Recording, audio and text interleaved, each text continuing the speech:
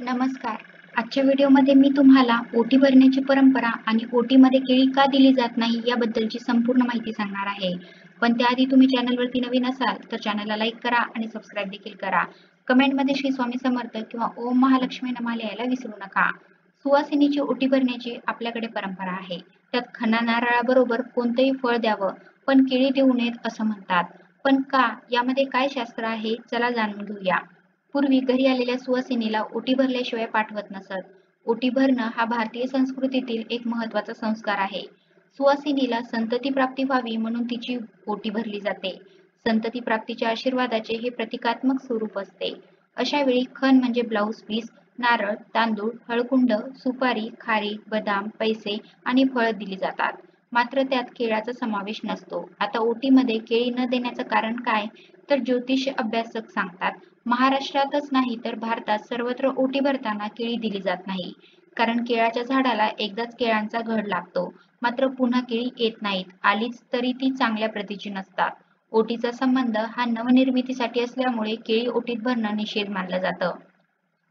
पूर्वीच्या प्रथेनुसार कूस पुन्हा पुन्हा उजवावी यासाठी इतर कोणतेही फळ द्यावं पण केळी देऊ नये असा त्यामागे रूढ झाला. आता ओटी म्हणजे नाभिखालचं पोट म्हणजे जिथे स्त्रियांचं गर्भाशय असते तो भाग, यालाच ओटीपोट असेही म्हणतात.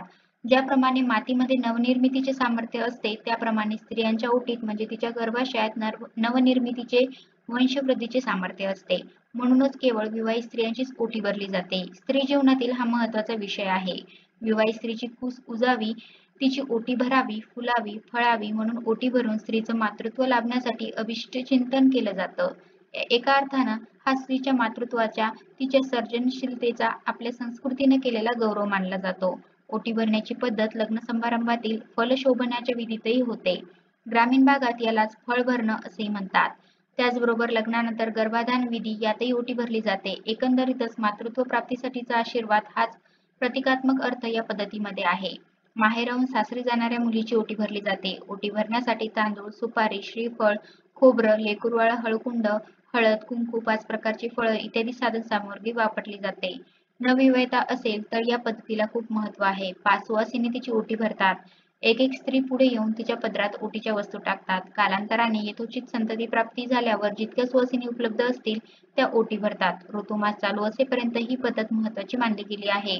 ओटी भरण्यासाठी ज्या वस्तू वापरल्या जातात त्यांनाही प्रतिकात्मक अर्थ आहे. या वस्तू मांगल्य, प्रेम, अखंडता, अक्षयता, विघ्न निवारक, सौभाग्यदायक, आरोग्यवर्धक, शुभदायी आहे. प्राचीन काळापासून ते आजच्या आधुनिक काळातही ही रूढी अजूनही समाज जीवनात पाळली जाते. यावरूनच या विधीचं महत्त्व लक्षात येतं. एवढंच नाही तर केळी हे एक असं फळ आहे ज्याचं झाड एकदाच फळ देतं. फळ दिल्यानंतर ते खोड कापून टाकलं जातं. कारण त्यातून पुन्हा नवीन निर्मिती होत नाही. यामुळे आध्यात्मिक दृष्टिकोनातून असं मानलं जातं की ओटीमध्ये केळी देणं म्हणजे एकच अपत्य किंवा मर्यादित सौभाग्य याचा आशीर्वाद देण्यासारखा आहे. ओटी भरण्याचा उद्देश हा अनेक अपत्यांचा सतत वाढणाऱ्या सौभाग्याचा आणि समृद्धीचा आशीर्वाद देणं आहे. त्यामुळे केळीऐवजी डाळिंब, सफरचंद, संत्री यासारखी फळं दिली जातात, जी सतत वाढ आणि विपुलता दर्शवतात. आणि ओटीचा संबंध हा नवनिर्मितीसाठी असल्यामुळे केळी ओटीत भरणं निषिद्ध मानलं जातं. पूर्वीच्या प्रथेनुसार कूस पुन्हा पुन्हा उजवावी यासाठी इतर कोणतेही फळ द्यावं पण केळी देऊ नये असा विचार त्यामागे रूढ झाला असं सांगितलं जातं. याचबरोबर केळी बहुतेकदा मोठी आणि जड असतात. ओटीमध्ये ठेवल्यास ती इतर नाजूक वस्तूंवर दबाव टाकू शकते, ज्यामुळे ओटीचं सौंदर्य आणि व्यवस्थाही बिघडू शकते. त्यामुळे डाळिंब, संत्री यासारखी गोल आणि टिकाऊ फळं निवडली जातात, जी व्यवस्थित बसतात आणि ओटीचं सौंदर्यही वाढवतात. याशिवाय केळीची जैविक गुणधर्म यात महत्त्वाचे आहेत. केळी इथिलीन वायू सोडते, जो इतर फळांना लवकर पिकवतो. जर ओटीमध्ये केळी ठेवली तर इतर फळेही लवकर खराब होण्याची शक्यता आहे. त्यामुळे परंपरेने केळी टाकली जात नाही, जेणेकरून ओटीतील सर्व वस्तू ताज्या आणि शुभ राहतील. आता तुम्हाला काय वाटतं? वैज्ञानिक आणि आध्यात्मिक दृष्टिकोन एकमेकांना पूरक आहेत की नाही? आध्यात्मिक दृष्टिकोन आपल्या परंपरेचा सखोल अर्थ आणि भावना समजावतो, तर वैज्ञानिक दृष्टिकोन त्यामागचं तर्कसंगत कारण सांगतो. आपली भारतीय संस्कृती ही नेहमीच या दोन्हीचा सुंदर मेळ घालणारी आहे. केळी टाकण्यामागे आध्यात्मिकदृष्ट्या सौभाग्य आणि विपुलतेचा विचार आहे, तर वैज्ञानिकदृष्ट्या व्यावहारिक आणि शुद्धतेचा विचार आहे.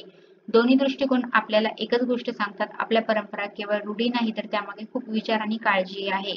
ओटी भरण्याची परंपरा आणि ओटीमध्ये केळी का दिली जात नाही, अशा प्रकारे मी तुम्हाला या व्हिडिओमध्ये सांगितलेलं आहे की ओटी भरण्याची परंपरा आणि ओटीमध्ये केळी का दिली जात नाही याबद्दलची संपूर्ण माहिती सांगितलेली आहे.